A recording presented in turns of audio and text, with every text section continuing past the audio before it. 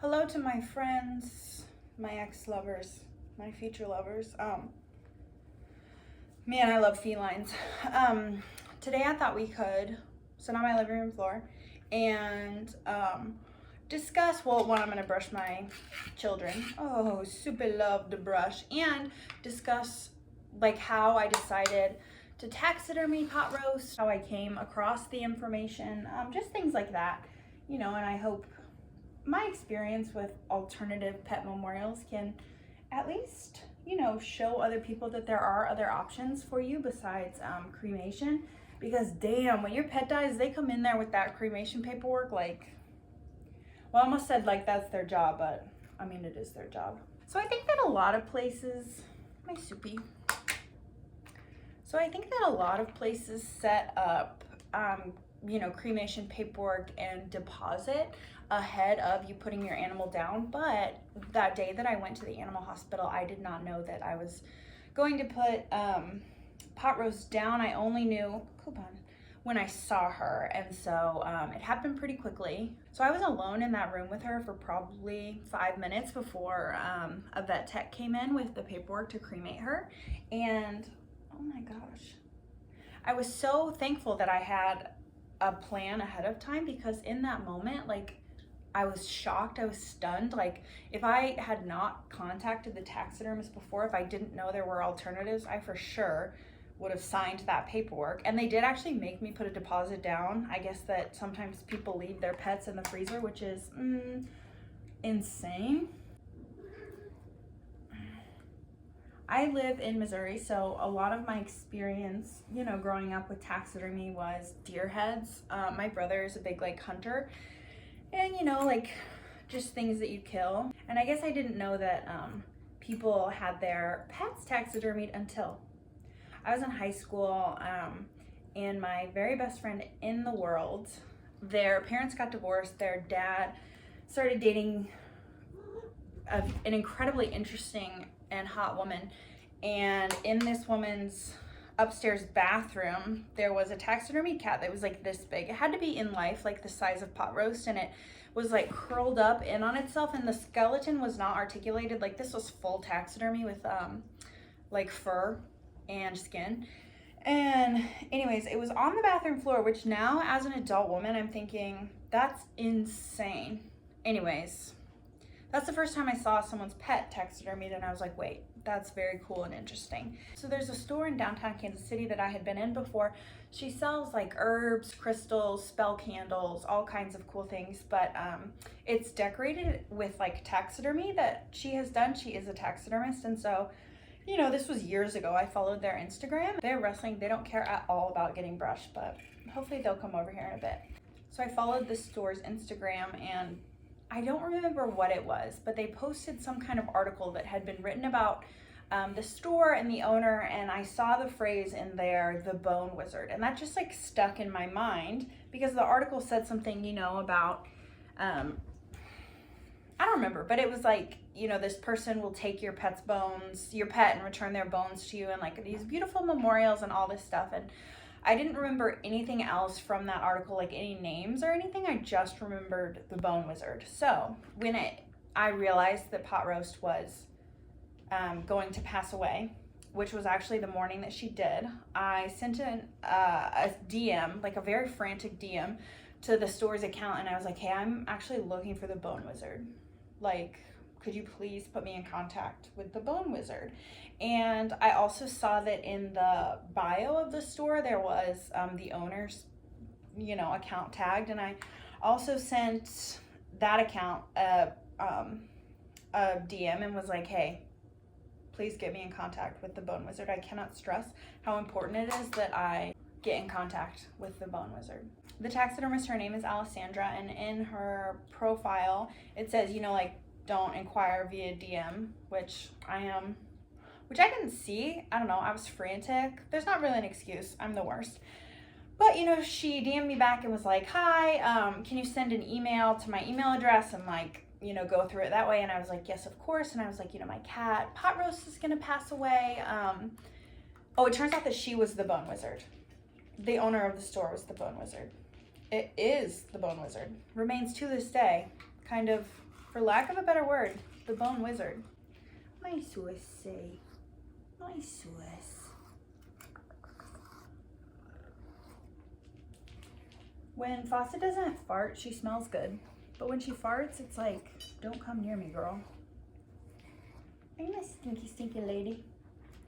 And, you know, in my email, again, frantic, didn't know any of the terminology. I was like, I need her bones. Like, how do I go about this? And she was like, when she does pass, you know, put her in your freezer. If I said she's at the animal hospital, I'm saving all their fur to make into a hat and scarf. I have a book called Crafting with Cat Hair, and I'm very excited about it. She was like, you know, if she's at the animal hospital, go ahead and ask them to put her in the freezer. Usually they'll do that for you, or at the vet, or I love you. Then when she passed away that day, my response email to her was like, actually, hey, it literally happened today. She's in the freezer. And she was like, awesome. She did not say awesome. I don't know why I said that. She was like, I'm so sorry for your loss. And she said, when can you bring her? I said, I will bring her on Friday. She died on a Wednesday. Thursday night, it snowed so much in Kansas City, and the taxidermist shop is like probably 30 minutes away from the vet hospital. It took me over an hour to get there because the roads were so terrible and there was so much traffic. So I was, you know, in the car with her remains for a long time, and I kept worrying that, like, I didn't understand how much being frozen stops decomposition. So I was afraid she was gonna like decompose in the car. Again, I had no information, and having no information about any of this is scary, you know, like having information is power. Wow, what a good quote that I just invented. Does nobody want to be brushed? Does nobody care? What if I brush your paw? Can I brush your head, your neck? So, you know, when I got to the taxiderm shop with pot roast remains, I was extremely distraught, obviously, and the taxidermist Alessandra was just immediately so kind, immediately so respectful. She was like, you know, I'll take good care of her, and we discussed kind of what I wanted, and I did not know the word articulation, so I was like, I want her bones. Like, don't give me any of the other stuff, just give me her bones. And she was like, okay. And then she, you know, said, there's so many options, you know, I can keep some of her fur for you. She said that some people elect to, and don't judge these people, keep the skin attached to the fur, like send it to like a tanner. She does not do that, but she said like she can send it out, and I said no. And she said a lot of people want to keep the heart specimen, which I did not want to do, but she also does, like, you know, the paw prints, and then she made a little cast of her nose and mouth because I was so obsessed with pot roast bottom lip. So I said, yes, please, I want that, because then there's a second taxidermist who you can send her the mold of the nose and mouth, and she makes it into like a little pendant and then mails it back to you, which I think is so cool. And, you know, we're sitting there and she's telling me about all these options that I had never even heard of. And one that I thought was really interesting is people elect to keep their animal's skull and then just have the rest of the body cremated. Cremation, from what I understand, is pretty bad for the environment. So she works with like green cremation. I don't really know because I didn't want pot roast to be cremated. She just had so much information that I had never even heard of before. Oh my God, look at them. Two stunning baby angels. And if you're like, why don't you ever get dressed for these videos? Listen to me.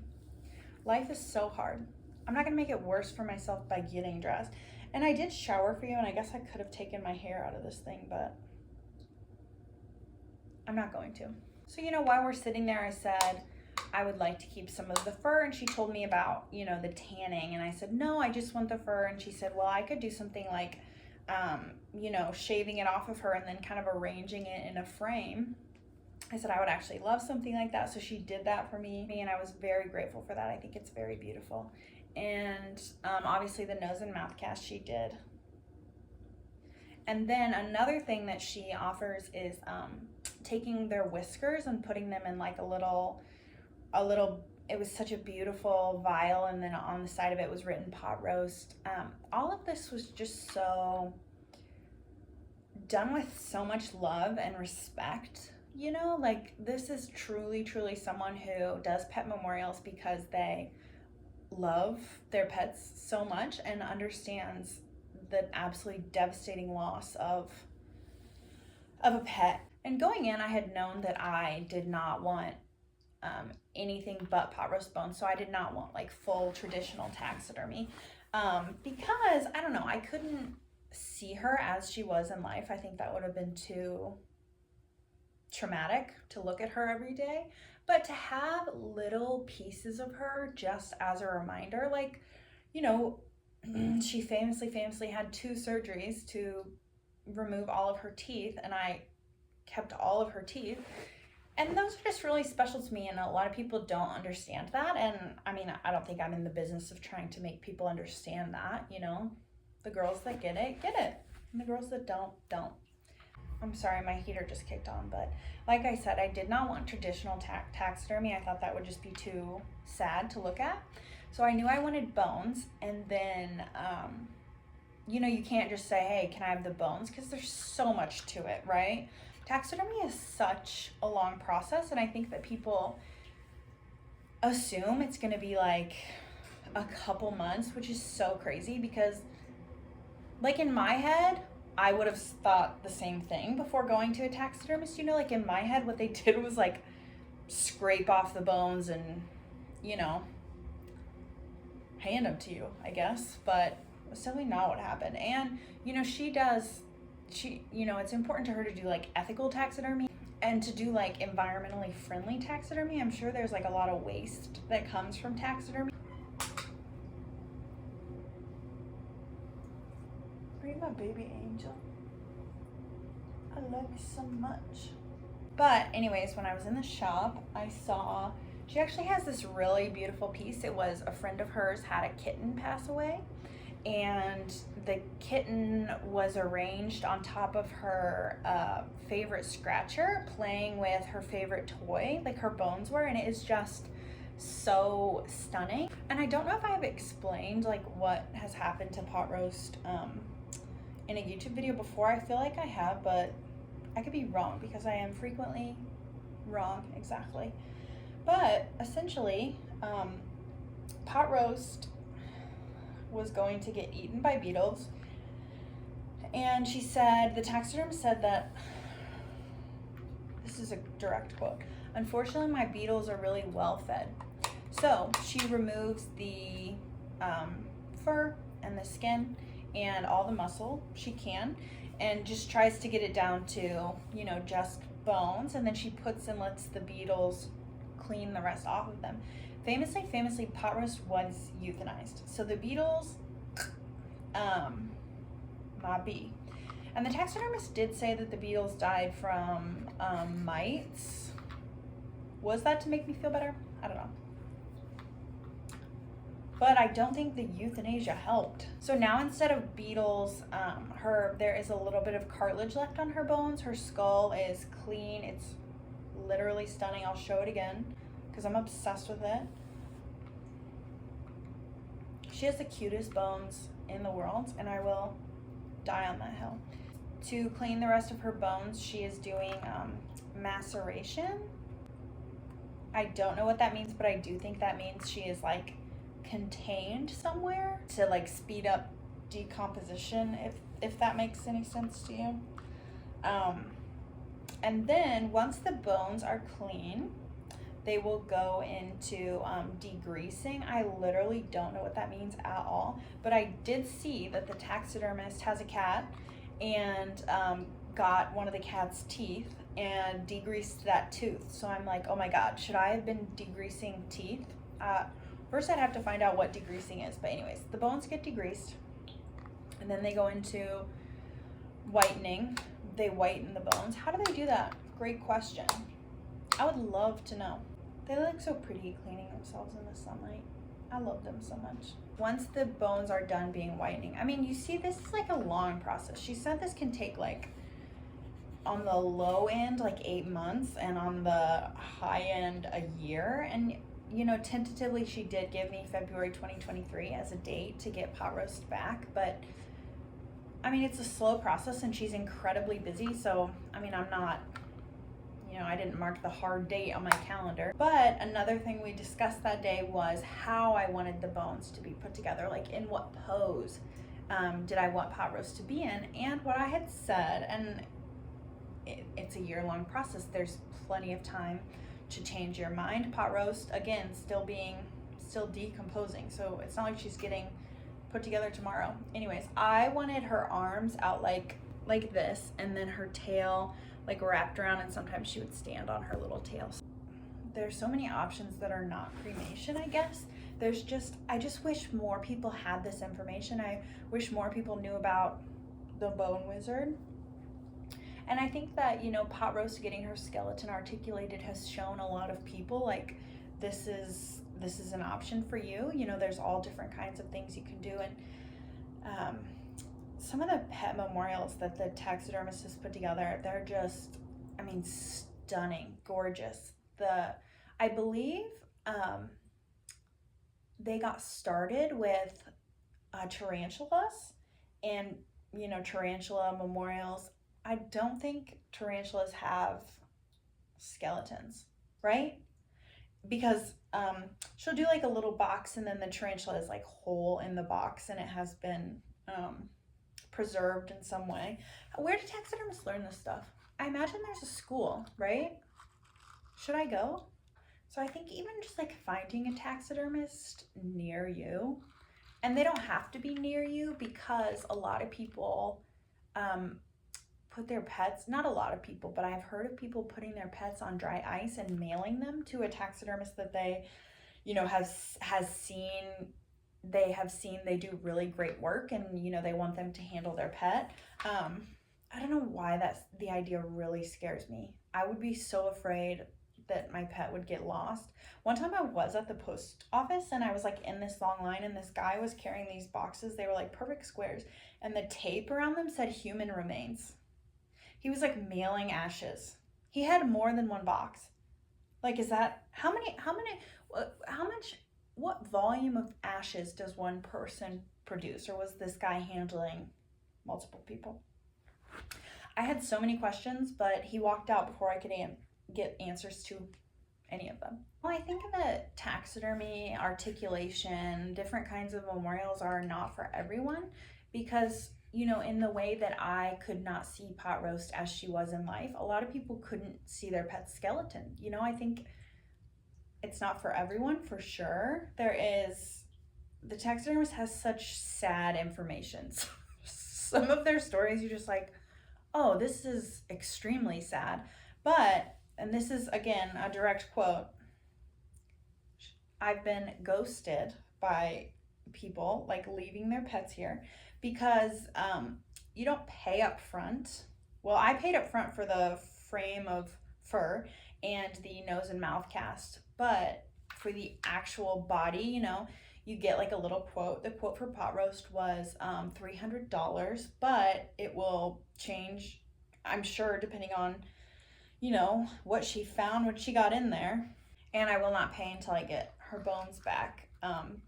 But she started doing that because people had left their pets with her, like ghosted her, never come to get their pets. And there was this dog. It was like, I don't know dog types, but it was small, and it was black and brown. It was a beautiful little dog, and it was taxidermied, like traditional taxidermy. And it is just, I mean, the dog looked so realistic and like so good, but the person never came back to get their dog, which is just like, that's so sad. But I think that there probably are people who think to themselves like, yes, I want a piece of them. I want this kind of memorial. And then it becomes immediately too much for them to handle. And that is so valid. And so like, that just makes sense to me. I can just understand how people would feel like that. Pet loss is so personal, and just so, there's never the same grief twice. There's never the same loss twice. There's never the same love twice. Should that be on a throw pillow? Maybe. I think that's an incredibly personal choice to you. And, I had many many years to think about wanting pot roast bones back, because when I saw, you know, that they posted about the bone wizard, I saw an example of a skeleton that was done, and I was like, well, that's gorgeous and stunning. And then, you know, later when she got her teeth taken out and I kept her teeth, I was like, oh yes, this is for me. Like I need little pieces of her, and I got them. There are people who it is not for them, and there are people who, you know, I'm sure, and you know, I joke about leaving her in the freezer at the vet hospital, but I'm sure there are people who never came back for their animal because the loss is just too great. And I forgot to add, the taxidermist uses beetles, because I think there is other ways to clean bones, because that like preserves the, not like integrity of the bones, but that makes the bones last longer. Like that keeps them in good shape longer. This is not, I am not articulating this is in a good way, but that is much more gentle on the bones. Got it. I just wanted to tell you that taxidermy was for me. It might be for you, but it might not be. And I think there are lots of people who do pet memorials, and I don't know, I feel like it's worth talking to them. But I will say, you got to be careful, because some people don't do good taxidermy. And if you were wondering, I will 1,000,000,000% have them have their skeletons articulated. And you're like, that's kind of dark to plan ahead. Yeah, well, I never thought that I would have to have pot roast her skeleton articulated so quickly. Pot roast was 7, and yeah, so it's there in the back of my mind now. You know, I have knowledge, and so, you know, when, I hate thinking about this, but when they pass, I will not have the same, it will be devastating beyond words. It will be horrible. But I will not have the same panic of like, I don't know what to do. I don't know how I'm going to preserve them. I don't know how. And I just want other people to have that knowledge. You know, I just want them to have a backup plan in the back of their mind, to know that there's options, even if they don't ever want those options and they're here at this video gawking. Go off, queen. You know, sound off in the comments about how much you hate it. I love it. Anyways, thank you for sitting here with me. I will scratch your brain. Should I take a chunk of your negativity? Let's get it. Where can I put it? I'll just... Okay, brain scratch.